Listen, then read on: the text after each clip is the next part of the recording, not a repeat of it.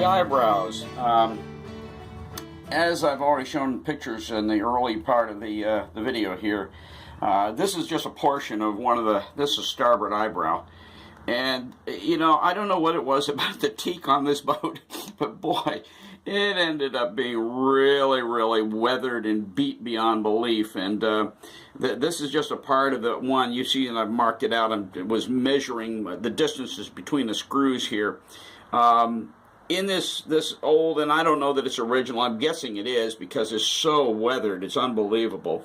They just rounded off the ends. This may have been done on the yard when they built the boat almost 50 years ago. But anyway, you notice that these were not at all, how should we say, they didn't bung these. These were just little stainless steel screws that were drilled through, and then they just relieved the teak enough to get them down in there so that they lie flush. In other words, they were kind of an oval head with a taper that goes down into the drill hole. These are 1/8 diameter drill hole, and this where it just broke right off. It was so gone.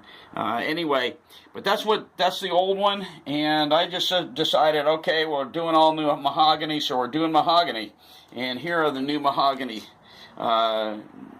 eyebrows that I've done, and I decided to give it a little style rather than just an old rounded off end. What I did was to take and taper these on each end to a point, and then let the bevel kind of carry on around and come into the point. I don't know if you can see that. Anyway, that kind of shows it pretty well there, and just to give it a little style.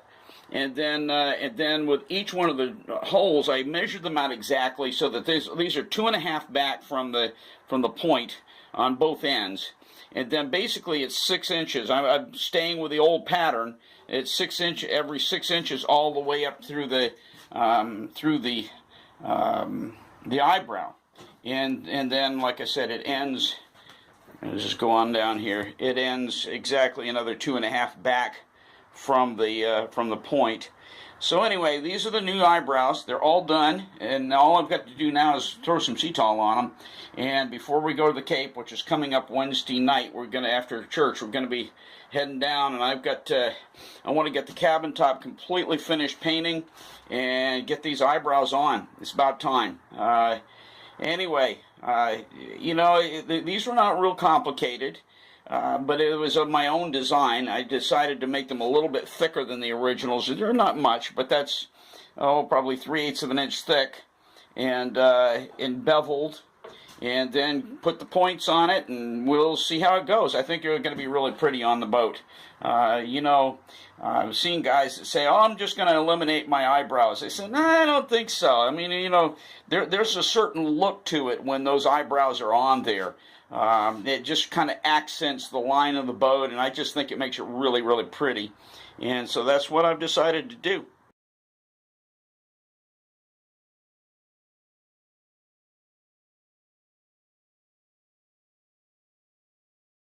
A catch-all day. So here are my freshly painted coaming blocks, finally, after doing all the prep work up at home with all the pressure-treated lumber underneath and everything. Anyway, that's all ready to go back on the boat. Got some nice marine paint on those this morning. Okay, what's going on here is everything's been prepped. The cabin top has all been prepped. Everything is sanded out. Everything is ready to roll for rolling and tipping the whole rest of the cabin top. It's got to happen because here's the boy, there's so much glare up here. There's my nicely ready to go eyebrows that got to go on. Those can't go on until the cabin top is painted. Also, we got the coaming blocks. Those have got to go on. Those can't go on until the cabin top is painted. Matter of fact, you see right there's where they go. One port and starboard. So all this has got to be done first. Once this is all done up, then the rest of it can happen. I spent the whole morning, and forgive the mess here, spent the whole morning working on this. And by the way, here's the coamings are up here. Everything's going to be dry fit. Coamings are back up on the boat. I'm going to dry fit everything first, and in order to place the coaming blocks, I've got to put the coamings in with a few screws, making sure that they're anchored and properly placed so that they land properly, so that the coaming blocks can be put in position, and then the screws drilled and drilled through the cabin side. Well, the holes are already there, but drilled into the back of the coaming blocks. That can't happen until the coamings are in place and dry fit. It seems like a long way around, but it's the only thing that makes sense to me. To dry fit everything first, get it all mounted and anchored, get it all paint first, and then do all the dry fit, and then come in later and do all the finish up work. So, you know, hey, it's a long process restoring a boat, and you know, I could get discouraged about it, or I could just keep working, and I decided to keep working. So we'll be back to this later. Bye. That's about it for another trip. Here we are, getting late in the afternoon. Got a lot done this trip. As I mentioned at the beginning of the video, I got everything dry fit. Here's my coamings. My very nicely restored coamings. Thank you very much. A lot of work. Beginning way back in February. So anyway, I got the coamings dry fit. I got screws in them just to hold them in place so they're fit exactly where they were. And got the coaming blocks on. The cool thing about the coaming blocks was that with everything done up, boy, they went back in very nicely. My wife just had to hold them briefly while I did drill the holes. I'll show you before we get inside how we these screws right here.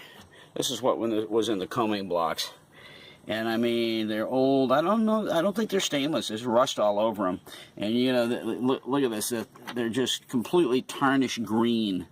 And you know, if they were someplace not being seen, I wouldn't mind, but those are going through the wall of the cabin. I says, no, I don't think so. So I went to the added expense of buying all brand new stainless with stainless steel washers to go on them. And anyway, got the knot meter out for right now because I'm going to be working on it. But anyway, I got some other pictures. Oh, by the way, I flipped these around. Don't get to see this very often. This is the inside. This is what that wonderful old mahogany plywood used to look like before it got all eroded. This is the inside facing out. I varnished it all up. It looks really pretty. Looks a little bit nicer even than with the Cetal. But anyway, and over here, I think you can see this. This is there's my eyebrow. I don't have the port one done yet, but there's the starboard eyebrow all on. It warped onto the side of the cabin very nicely. Boy, it just didn't give any problems. I got some pictures of it. And this is my beautifully restored block. Coaming block. It's been completely rebuilt. All tied through into the from the inside of the cabin. The only thing I've got left to do there is to go ahead and put some caulking under both of them. But they're both in, and the coamings are tied in. And like I said, everything's just dry fit for now. Everything's going to go back later on with all the pieces of this put together with caulking underneath. The one thing I did do, while I was at it after I painted, oh, by the way, I forgot, this is all painted. The whole cabin top is painted all the way around, right down to the deck. And the one thing I did do was I pulled, well, I'm not going to go up there, but you can see port and starboard running lights have been taken off, completely cleaned, everything put back together. On top of the fresh paint that was painted underneath them, and caulking put all the way around them. So anyway, running lights are all in just great shape and looking really nice with some freshly restored chrome on them. Anyway, okay, that's it for now. I'll just show you this one more thing. I think we're going to call it quits. Pardon the mess below. This has been a very working couple of days that I put in here. I haven't even put my solar panel out. Well, no, I did. I guess the first afternoon I had the solar panel out. Anyway, here's those brand new stainless Phillips head that go into the coaming blocks, port and starboard. And I'll tell you what, it felt a whole lot different driving them in than it did taking the old ones out. When the original were coming out of that rotted old plywood and practically fell out into the cabin. So anyway, but those are all done. I've got one more to go in right there, but that'll be in just a minute. Anyway, been a good trip. Got a lot accomplished, and here's all the mess that I've accumulated. Everything gets taken off the boat and cleaned up and all put all back together. But boy, it feels good to get this stuff done. By the way, I wax my runners. It makes everything travel so much smoother.